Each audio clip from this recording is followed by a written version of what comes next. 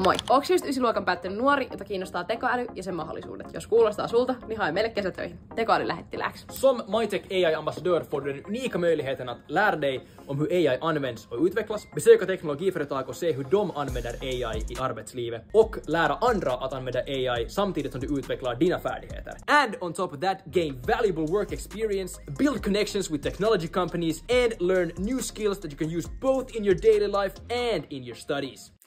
Jep. Työ kestää tosiaan 2 viikkoa, 2-13. kesäkuuta. Työpaikka on Helsingissä ja työkielenä on suomi. Hakuaika alkaa 27. tammikuuta ja loppuu 9. helmikuuta. Sitten mä en muistakaan, mitä mun piti sanoa. Haastattelut järjestetään suomeksi, englanniksi ja ruotsiksi ja muistathan tehdä sen hakemuksen sitten kunnolla. Mikä pengaa får jag? Mitä? Money.